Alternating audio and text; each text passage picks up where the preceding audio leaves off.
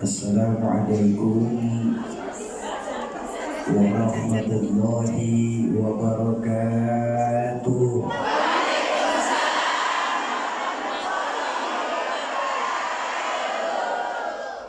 Alhamdulillahil aliyyil akbar wa azizul ghaffar rabbul jannati wan nar. Wassalatu wassalamu ala sayyidina Muhammadil Mukhtar wa alihil adhar wa ashabihil akhyar, amma ba'du. Qala Allah ta'ala fil Qur'anil Karim wa huwa asdaqul qailin. A'udzu billahi minasy syaithanir rajim. Bismillahirrahmanirrahim. In uridu illa al-islaha mastata'tu wa ma taufiqi illa billah alaihi tawakkaltu wa ilaihi unib. Wa qala Rasulullah sallallahu alaihi wasallam, man arada dunya fa'alaihi bil ilmi wa man arada al-akhirah fa'alaihi bil ilmi wa man aradahuma fa'alaihi bil ilmi. Shadaqallahul azim wa shadaqa rasulul karim. Yang saya muliakan para alimul ulama, para asatiz dan ustazat, segenap pengajar majelis taklim di Hong Kong, wabil khusus untuk guru saya dari Islamic Union, Ustadz Haji Abdul Muhaimin Karim, guru saya pengajar tetap di Majelis Al-Falah Al-Mukarram Ustadz Anton, ketua panitia dan ketua organisasi Majelis Taklim Al-Falah. Saya punya ibu Umi Wiji Utami Al-Fatih ya? Al-Fatih, iya Al-Fatih. Emang saya bilang apa? Al-Falah. Oh iya, saya salah. Mungkin salah dikit aja, kenapa sih? Sohibul wasilah yang rajin nelfonin saya di Indonesia, Umi Nisa. Semoga Allah tetapkan iman dan Islamnya. Allah panjangkan usia guru-guru kita dalam ketaatan kepada Allah Subhanahu wa ta'ala. Ibu, kakak-kakakku, para pahlawan devisa negara yang dicintai Allah Subhanahu wa ta'ala. Alhamdulillah, kita sekarang ini sudah masuk di bulan Zulqa'dah dalam Hijriah. Dan di mana bulan Zulqa'dah itu merupakan salah satu bulannya Allah. Dari 14 bulan yang Allah ciptakan, Allah memiliki 4 bulan istimewa di sisinya. Bahkan dalam Al-Quran sendiri pun ditegaskan minha arba'atun hurum. 4 bulannya milik Allah ini, 3 berdampingan, 1 agak terpisah. Apa yang berdampingan? Zulqa'dah, Zulhijjah, Muharram. Ini yang berdampingan ini 3 bulan ini. Lalu yang terpisah apa? Rajab. Apa sih istimewanya di bulan Allah ini? Bulan kesukaannya Allah ini? Di bulan Ashurul Hurum ini, Zulqa'dah, Zulhijjah, Muharram dan Rajab. Di bulan ini karena miliknya Allah, pahala kebaikan ditambah, tapi dosa pun ditambah juga. Nah, makanya saya mau pesan ya buat kakak-kakak saya di sini nih. Kalau di sini kakak-kakak saya masih senang berbuat dosa, hafalin baik-baik 4 bulan nih. Zulqa'dah, Zulhijjah, Muharram dan Rajab. Kenapa? Di 4 bulan ini kalau masih senang berbuat dosa juga, cari dosanya yang kecil-kecilan saja. Jangan yang besar. Nah, makanya ulama sepakat di bulan Ashurul Hurum ini adalah bulan yang paling tepat mengembalikan lagi nilai-nilai keimanan kita kepada Allah. Yang memang sangat kita rasakan bahwa belakangan ini tingkat keimanan kita kepada Allah sudah mulai lentur, bahkan luntur adanya. Ayo, sekarang ini kita kalau sholat benar menghadap kiblat, tapi kalau ketika minta kita diperpanjang izin kerjanya, kita cari mbah di Indonesia. Akhirnya kita campur bacaan dalam sholat, iyyaka na'budu wa iyyaka nasta'in. Kira-kira boleh apa tidak? Tidak boleh. Kenapa? Karena syahadat sudah mengajarkan disiplin keyakinan. Kalau kita yakin tiada Tuhan selain Allah, maka konsekuensi kita sebagai muslim, kita nggak boleh menyembah kecuali hanya kepada Allah. Kita nggak boleh menggantungkan hidup kecuali hanya kepada Allah, dan kita pantang mohon pertolongan kecuali hanya kepada Allah. Nah, makanya di pengajian pada siang hari ini saya ingin menukil sebuah kisah saja yang diambil dari kitab Nasaihul Ibad. Ketika Imam Hasan Al-Basri ditanya oleh para sahabat, "Ya Imam, ya, apa sih yang menyebabkan sampai sekarang ini doa-doa kita belum dijawab sama Allah? Padahal kalau untuk sholat, kami keluarga besar di Hongkong ini, walaupun di akhir waktu usahain sholat." Iya kan? Iya. Sedekah, walaupun kecil-kecilnya $50 Hongkong, kami keluarkan sedekah. Kalau pengajian, itu juga beli tiket.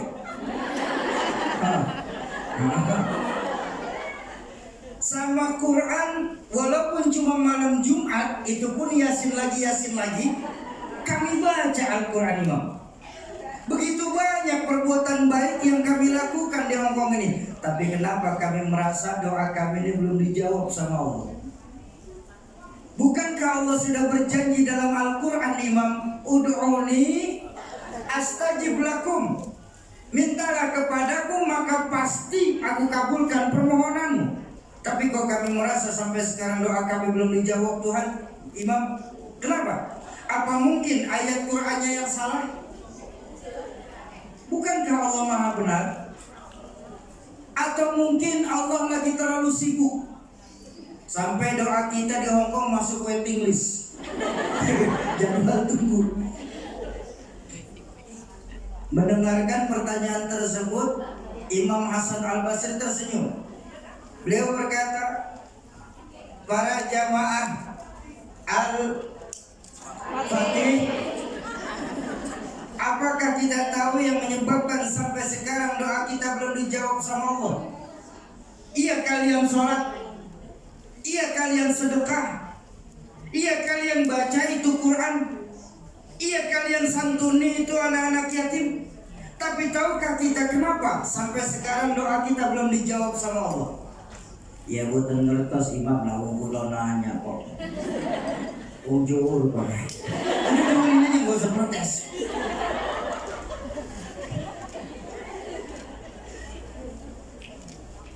Yang menyebabkan doa kalian sampai sekarang belum dijawab sama Allah, itu dikarenakan hati kita ini sudah pada mati di Hongkong. Dari hati yang mati, bagaimana strum doa itu bisa sampai ke hadirat Allah Azza wa Jalla? Pakai contoh saja, pakai contoh. Ini mic ada strumnya nih. Ada apa tidak? Kelihatan? Kok bisa tahu? Nah, bunyi. Strumnya memang tidak kelihatan, tapi kan gejala dari strum yang terlihat. Ini lampu di atas kita ada strumnya nih, nyala. Ini AC ada strumnya nih, dingin. Strumnya memang tidak kelihatan, tapi gejala dari strum yang terlihat. Sekarang saya berbanding terbalik. Strum ada, tapi mic tidak menyala. Oh, kata teman-teman, oh Syauki yang itu mic-nya koslet namanya. Betul? Apa namanya? Trouble koslet. Strum ada, kipas anginnya AC tidak mau dingin, AC-nya kok koslet. Strum ada, lampu tidak nyala, lampunya kok ngaku kita beriman, tapi nggak mau sujud, itu namanya kok.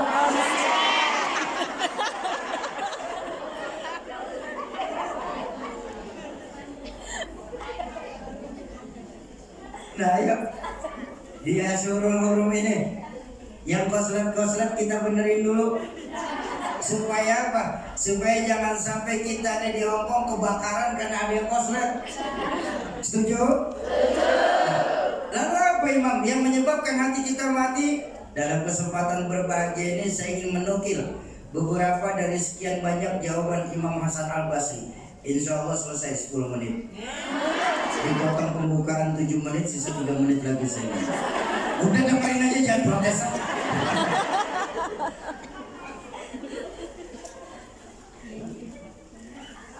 Ibu kakak, para pahlawan devisa negara Indonesia yang dicintai Allah Subhanahu wa Ta'ala.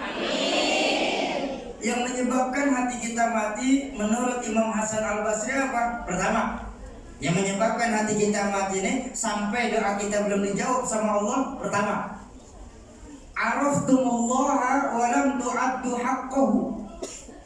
Kita ini di Hongkong ini nih terlalu kenal sama Allah. Kita sebagai muslim ini terlalu kenal sama Allah. Kita jadikan seolah-olah Allah sahabat karib kita.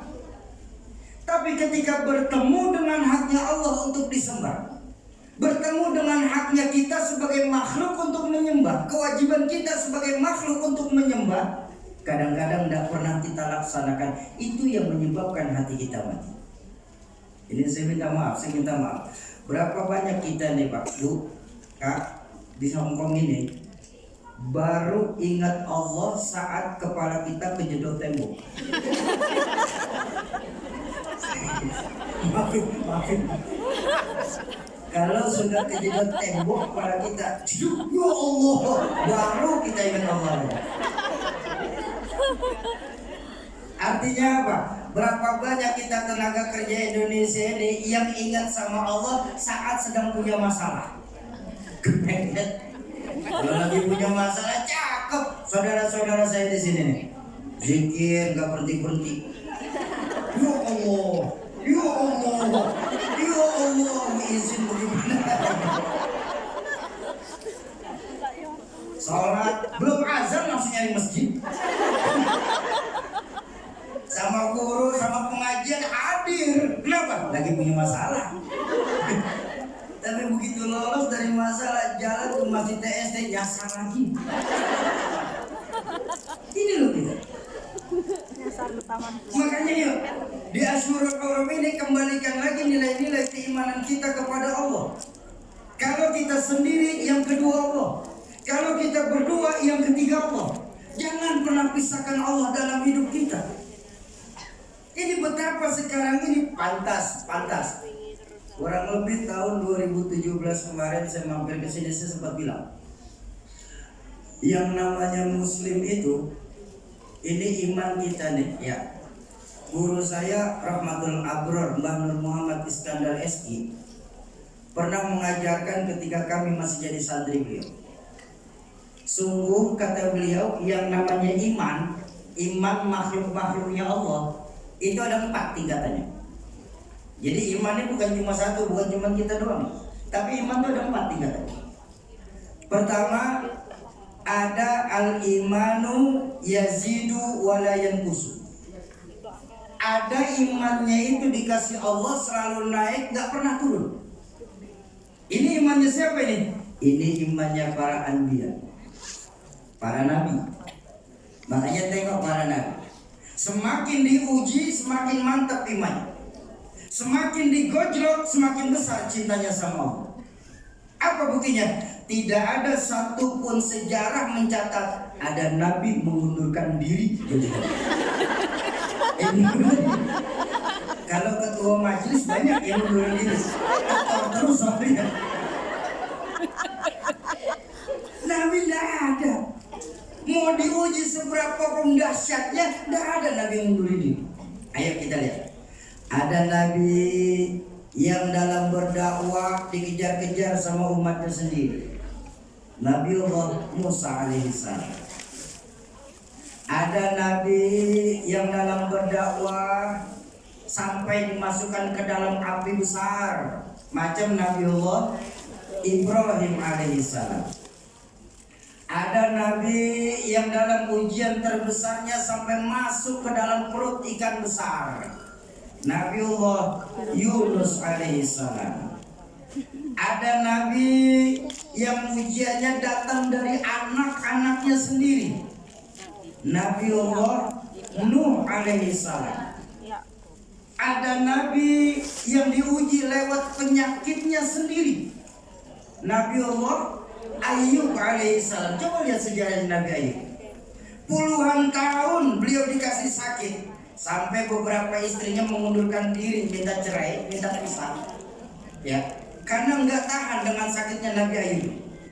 Satu hari ketika lagi ngobatin, ada seorang istrinya nih berkeluh kesah sama Nabi Ayub.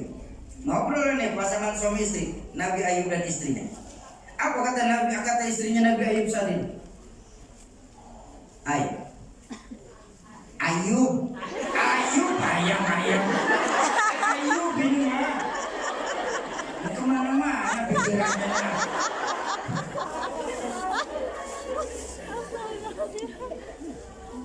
Hai, apa Beb?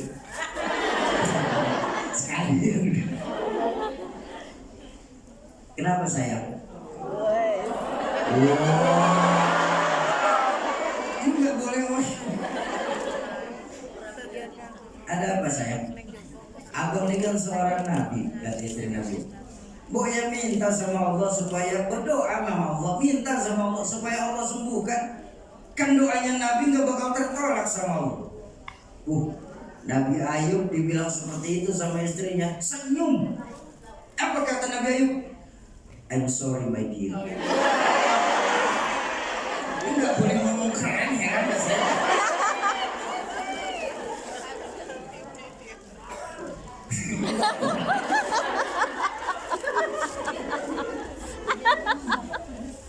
Mohon maaf ayam Beb.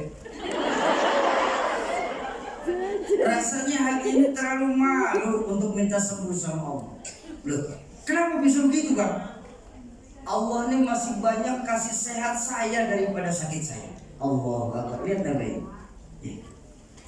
Dikasih sakit sama Allah, dimintain sembuh, malu karena lebih banyak sehatnya daripada sakitnya.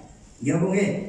Nah kok kita TKI ini untuk ibadah sama Allah baru pusing sebentar, sholatnya ditunda. Ada yang kayak begitu di sini? Yang mana?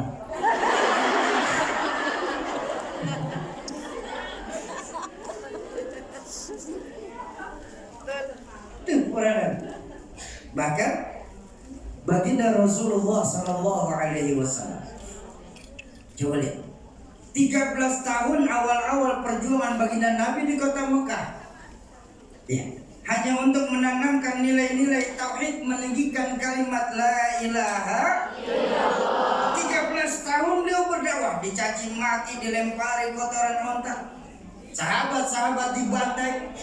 Bahkan ketika pamannya sendiri minta untuk baginda Nabi berhenti dakwah, apa kata baginda Nabi? Wahai paman, bahkan apabila kau sanggup menaruh matahari di tangan kananku, rembulan di tangan kiriku, hancur luluh jasadku dibuat karenanya, tidak akan mundur selangkah kaki pun untuk menegakkan kalimat Allah di permukaan bumi ini. Nabi.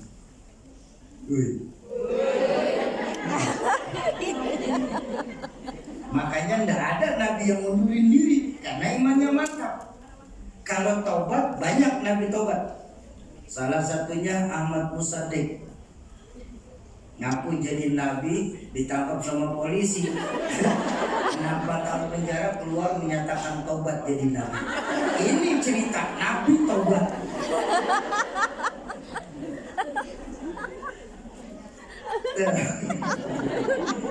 Yang pertama, al-imanu yazidu wa la yanqusu. Imannya selalu naik, tidak pernah turun. Makanya nggak akan pernah kita menjandingkan diri kita dengan para anbiya. Lalu yang kedua, diajarkan oleh guru kami, ada al-imanu la yazidu wa la yanqusu. Ada imannya itu tidak naik tapi juga tidak turun-turun, stabil imannya. Ini mantap imannya. Ini imannya siapa nih? Apakah imannya orang Hong Kong? Bukan. Bukan. Ini yang kedua, imannya malakut, imannya para malaikat. Coba lihat malaikat. Kalau malaikat selalu berbuat baik, mereka nggak dapat pahala. Malaikat nggak pernah salah, nggak perlu kagum. Makanya sampai sekarang saya belum ketemu adik-adik saya tuh perempuan-perempuan muslimah yang gandrung dengan tokoh-tokoh pop Korea. Ada yang ngidolain, saya ngefans sama malaikat Jibril. Idola saya malaikat Israel. Belum ada. Nggak ada. Nggak akan ada. Malaikat tuh nggak bakal kayak begitu. Kalau selalu berbuat baik nggak dapat pahala, nggak pernah salah, nggak usah heran. Kenapa? Karena malaikat diciptakan Allah hanya untuk tunduk dan patuh apa yang Allah perintahkan kepada mereka. Ada malaikat yang semenjak diciptakan sama Allah tugasnya zikir kan? Zikir saja, nggak berhenti sampai saat itu. Ini kalau kita melihat lagi enak-enak zikir, majikan manggil, buru-buru kita kabur. Cuma ini Jakarta ya, kalau di sini insya Allah sama.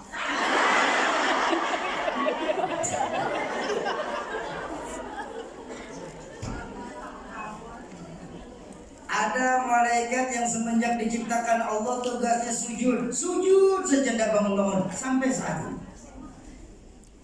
Malaikatul Arsy, malaikat penopang Arsy, ya, diciptakan sama Allah lebih besar daripada arsy Allah. Bahkan dalam satu riwayat, Malaikatul Arsy itu besarnya 100 kali dari Malaikatul Jibril. Pernah ketemu Jibril? Ya kali aja pernah. Malaikatul Arsy dari semenjak diciptakan sama Allah disuruh pegang arsy Allah. Ya sudah ditopang saja itu. Enggak ada Malaikatul Arsy minta bantuan Jibril, gantiin saya dulu mau ke kamar mandi bentar. Enggak ada. Sekali dapat perintah Allah, itu aja yang dilaksanakan. Malaikat Israel. Apa tugas malaikat Israel? Cabut nyawa. Ya sudah dicabutin tuh nyawa. Enggak pernah malaikat Israel merasa gabut terus bercanda sama nyawa orang, dicabut, ditaruh lagi.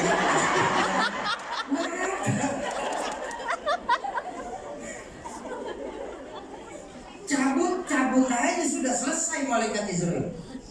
Makanya kematian menurut malaikat ketawa yang kompak bu, ketawa dicicil gitu.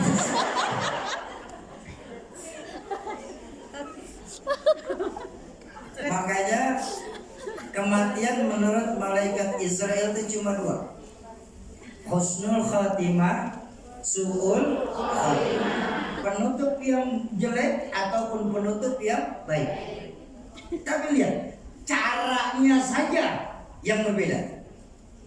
Ketika malaikat Israel mencabut ruh orang yang baik, subhanallah, dulu 2000 tahun 1999 orang tua saya kemarin pernah menceritakan ini juga. Udah ada yang nyampe di sini kan 99? Tadi saya lihat masih ada. Saya punya ibu, saya punya orang tua di sini yang masih ingat. Ustaz, dulu 99 antum datang ke sini sama ayah masih kecil banget, masih anak-anak. Alhamdulillah sekarang sudah punya anak.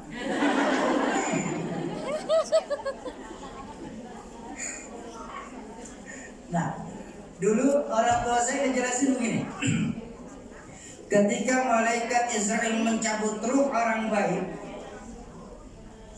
ditamsilkan oleh beliau laksana mencabut rambut dari tumpukan tepung. Yang ketika rambutnya berhasil tercabut, tepungnya tidak berhampar kemana-mana, halus dicabut sama malaikat Israel. Tapi subhanallah, innalillahi wa inna ilaihi raji'un. Ketika malaikat Israel mencabut ruh orang yang jahat, laksana mencabut singkong dari tanahnya. Yang ketika singkongnya berhasil tercabut, tanahnya terburai kemana-mana di sekelilingnya. Mudah-mudahan kita dikaruniakan Allah dalam husnul khatimah. Tuh, malaikat Israel disuruh cabut nyawa, cabut saja nyawa. Bahkan mungkin kakak-kakak saya sudah banyak yang lupa. Ada seorang malaikat yang dari semenjak diciptakan sampai sekarang belum ada kerjanya, tapi nggak protes. Kenapa nggak protes? Ini malaikat makan gaji buta. Dia belum ada kerjaannya kok. Siapa dia? Malaikat Israfil, peniup sangkakala. Itu sampai sekarang belum kerja tuh. Makanya jangan berharap, nih saya kasih tahu, jangan berharap malaikat Israfil cek sound duluan. Selesai nanti.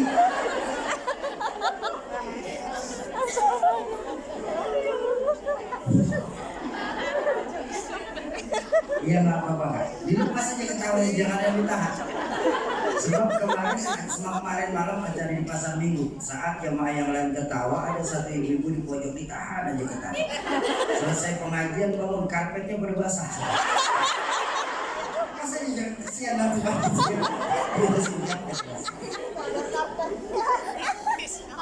baik, ibu kakak, para pahlawan devisa negara yang dicintai Allah Subhanahu wa Ta'ala.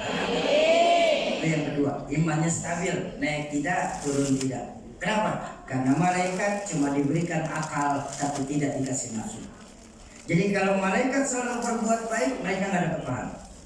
Kenapa? Kalau malaikat bisa dapat pahala, yakinlah Allah nggak akan ada. Ya. Kalau malaikat bisa dapat pahala, Allah nggak adil. Kok begitu? Karena kita nggak bakal kebagian pahalanya. Ya iya, karena malaikat selalu benar, nggak pernah salah. Malaikat Jibril, ya, sahabat karibnya baginda Rasul, ditugaskan sama Allah untuk menyelesaikan hataman Qurannya, menyelesaikan Al-Quran diturunkan sama Allah. Nggak ada malaikat Jibril itu korupsi ayat. Nggak ada. Makanya kalau malaikat selalu berbuat baik, mereka nggak dapat pahala. Malaikat nggak pernah salah, nggak perlu kita kagum. Tuh, malaikat cuma diberikan akal tapi tidak dikasih nafsu.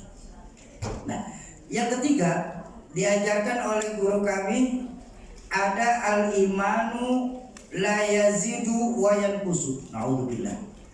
Ada imannya ini, makhluk Allah nih, nggak pernah naik, cenderung turun terus imannya. Allah. Ini siapa? Ini imannya hayawan, hewan. Jadi buat kakak, buat ibu, kalau melihat hewan berbuat salah, nggak usah dimarahin. Bener ini, mubazir. Lagi makan enak-enak kita di tempat kerja, mana lauk tinggal satu-satunya, itu juga tinggal ayam-ayamnya. Digondol sama anjing punya majikan, nggak usah dimarahin. Kenapa? Anjing.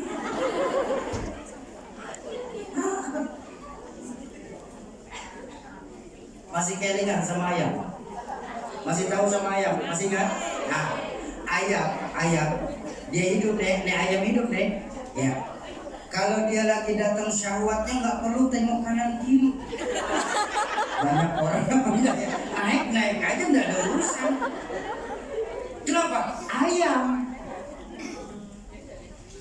kambing, kalau lagi datang laparnya nggak perlu nanya sama ketua organisasi atau pengurus masjid, Ustadznya rumput halal apa haram ya? Makan aja dia. Kenapa? Iya, kambing. Kok bisa hewan selalu berbuat salah, jarang yang baik? Karena berbalik dengan sifat malaikat, hewan itu cuma diberikan nafsu tapi tidak dikasih akal. Otak hewan dikasih, akal hewan gak dikasih.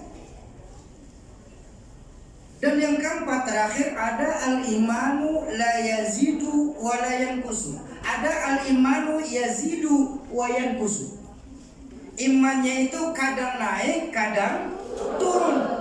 Ini iman siapa? Ini iman kebanyakan TKI Hongkong. Ini iman kita kebanyakan nih. Ya. Kalau mau jujur, iman kita kan masih bergantung dengan dengan siapa kita berteman. Itu iman kita. Ayo kita lihat saudara-saudara kita yang di sini. Kalau lagi dekat sama guru, sama ustazah, sama pengurus majelis, cakep imannya. Kerudung nggak copot-copot, gamis nggak ganti-ganti.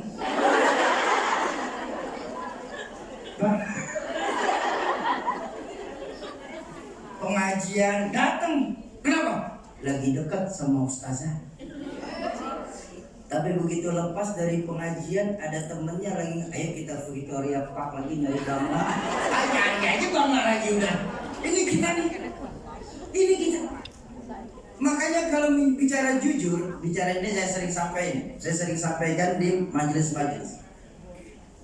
Belakangan ini akibat kebutuhan kita akan dunia yang semakin meningkat, suka atau tidak suka, iman kita lah yang akan turun.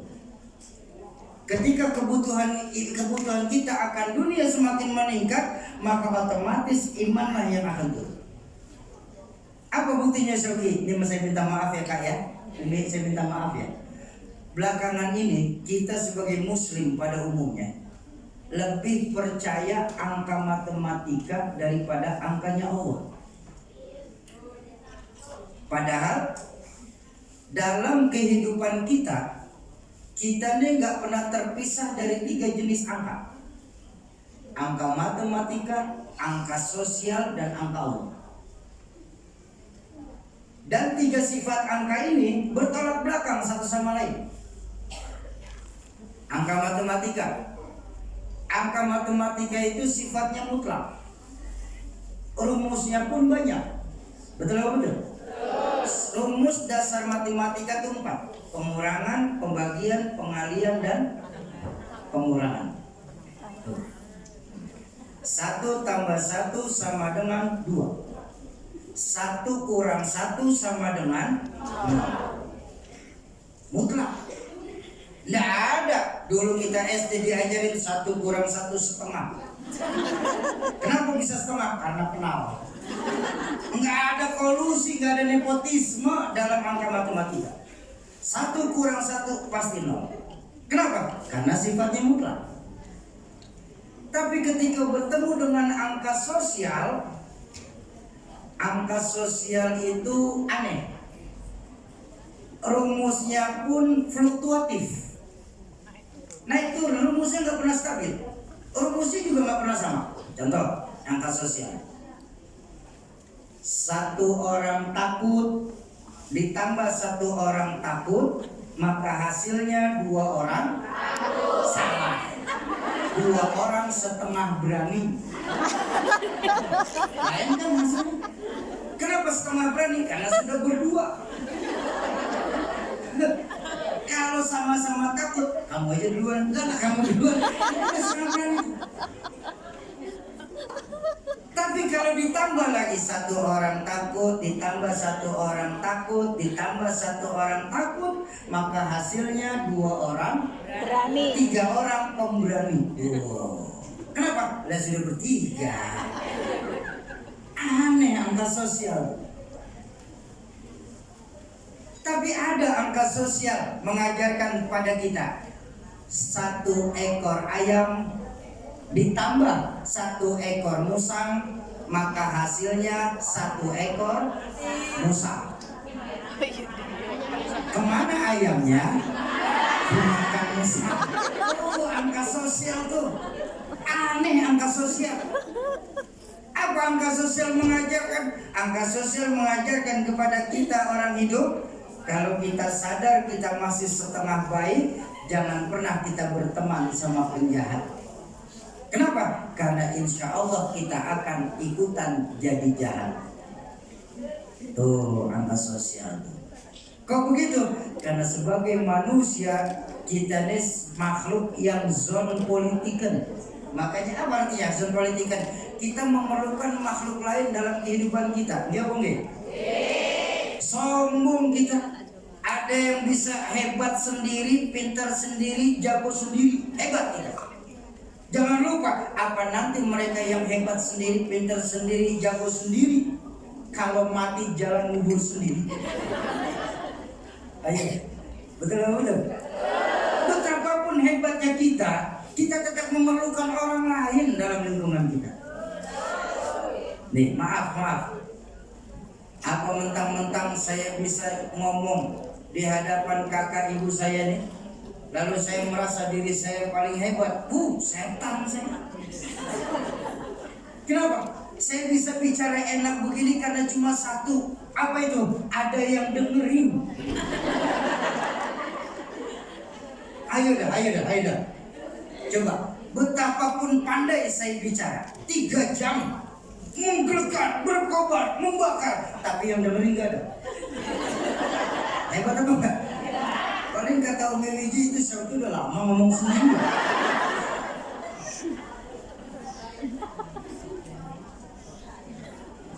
Kakak, ibu bisa duduk tenang menghadap ke sini. Kok mau? Karena ada yang dengerin, ada yang didengerin. Masing-masing kita saling membutuhkan satu sama lain. Betul? Coba bayangin, kakak, ibu-ibu nih duduk tenang menghadap ke sini dari jam 8 sampai jam 3. Di depan sini nggak ada apa-apa. Itu lebih aneh. Masjid kesurupan masa.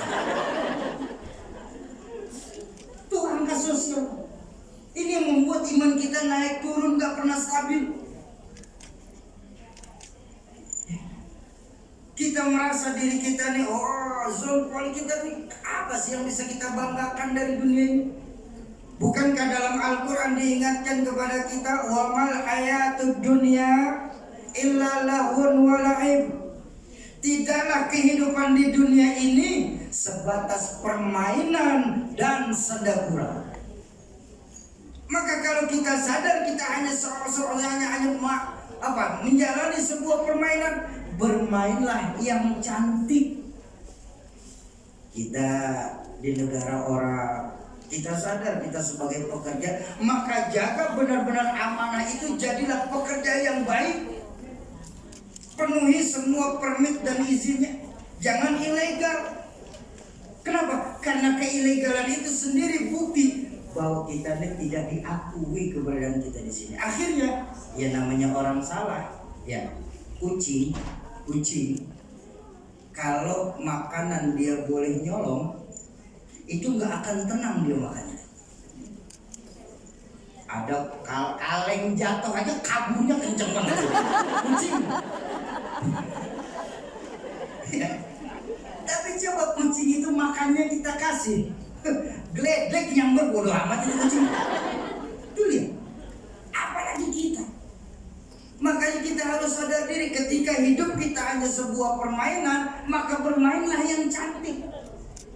Untuk apa sampai kita bermain yang cantik? Supaya nanti dapat piala di hadapan Allah Qadir Rabbul Jalil. Apa piala kita? Emas, permata? Oh, itu kecil buat Allah. Karena piala yang Allah berikan nanti di Yaumil Mizan, ketika kita berhasil menerima rapot amal kita dengan tangan kanan, apa piala yang kita terima? Salamun qaulam mir rabbil alamin. Allah langsung memberikan salam kepada orang yang menerima rapot dari tangan kanannya. Kak, Bu, ibu saya dulu nih. Ibu dulu sebelum nikah di Indonesia, ya, sebelum nikah dapat salam dari cowok yang ibu senengin. Semalaman gak tidur. Iya apa gitu? Pernahkah kita bayangkan ketika Allah yang memberikan salam kepada kita? Memang itu terjadi loh, terjadi karena ditegaskan la yastawi ashabul jannati wa ashabun nar. Ashabul jannati humul faizun. Enggak akan ada yang namanya persamaan antara ahli surga dengan ahli neraka. Kenapa? Karena para ahli neraka, ahli surga itu akan diberikan kesenangan yang terus menerus. Insya Allah. Kembalikan lagi nilai-nilai keimanan kita kepada Allah. Itu yang kedua, angka sosial. Yang ketiga, angka Allah. Tapi sayang, kita umat Islam di Hongkong ini tidak percaya dengan angka yang terakhir ini. Padahal angka Allah itu sifatnya ajaib. Rumus angka Allah cuma dua, pengurangan dan pembagian. Itu rumusnya. Hasilnya ajaib. Tapi sayang kita suka nggak yakin dengan angka yang terakhir ini. Contoh angka Allah. 1 kurang 1 buat Allah itu 10. Tuh Shoki ngajinya di mana sih? Gak bisa ngitung Shoki. Mana ada 1 kurang 1 bisa 10 Shoki? Ada. Dari mana? Janji Allah dalam Al-Quran, man ja'a bil hasanah falahu asyru amsalihah. Siapa yang berbuat 1 kebaikan, sungguh Allah akan balas dengan 10. 1 berbalas 10. Ada teman saya protes, Shoki, apa? Ternyata Tuhanmu itu pelit ya. Saya kaget. Kok berani-beraninya ngomong Tuhan pelit sih? Itu cuma dibalas 10.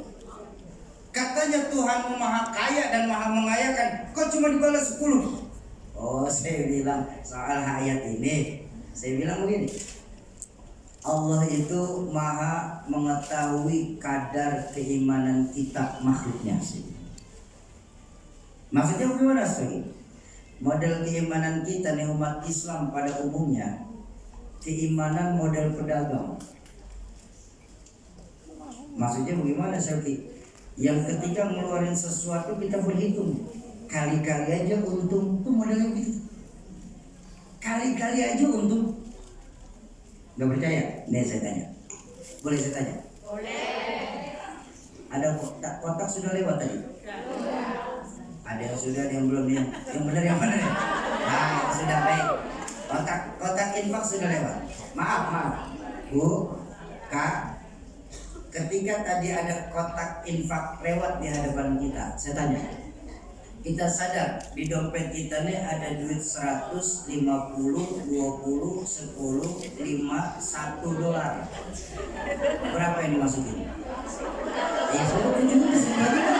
Ada segitu itu jangan banyak. $10 Hongkong buat kita di dalam masjid sudah terlalu besar. Kita lupa itulah harta kita sesungguhnya. Sementara yang $100 yang masih ada di dompet kakak dan ibu, itu bukan harta sesungguhnya, bakal jadi harta tukang warung, bisa jadi hartanya tukang taksi, bisa jadi hartanya MTR.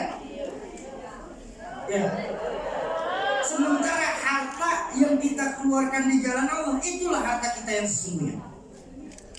Makanya dalam satu riwayat hadis disebutkan harta kita nanti, ya, harta kita nanti itulah nanti yang akan jagain kita di alam kuburnya.